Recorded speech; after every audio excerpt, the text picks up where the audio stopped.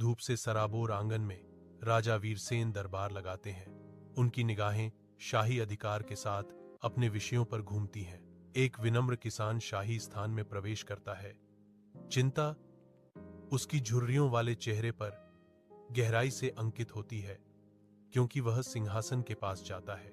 राजा के सामने घुटने टेकते हुए किसान अपने हाथ जोड़ता है। उसकी आवाज कांपती है क्योंकि वह विनती करता है, महाराज, जमींदार ने जबरदस्ती मेरा खेत जब्त कर लिया है। वह समाप्त करता है। उसकी गुहार हवा में लटकती है क्योंकि राजा का भाव सख्त हो जाता है। राजा ने जमींदार को बुलाया।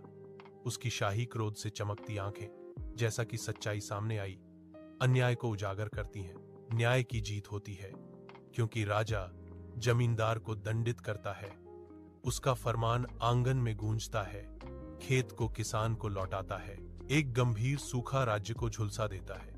इसके खेत लगातार धूप में बंजर हैं। अकाल ने भूमि को जकड़ लिया है, जो इसके निराश लोगों के चेहरों पर गहराई से अंकित है। राजा वीरसेन प्रकट होते हैं।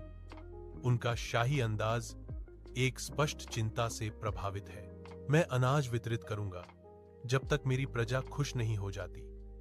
राजा वीरसेन घोषणा करते हैं। उनकी आवाज संकल्प से गूंज रही है। सूर्यनगर फिर से फलता फूलता है।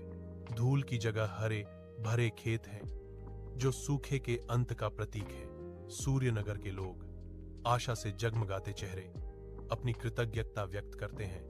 राजा वीरसेन की ओर मुड़ते ही उनकी आंखों में सम्मान झलक उठता है।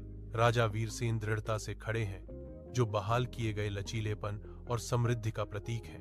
यह सब आपके प्यार और सहयोग के कारण हुआ, राजा वीरसेन घोषणा करते हैं। सूर्यनगर अपनी नई जीवन शक्ति को अपनाते हुए मुस्कुराहटें बिखेर रहा है।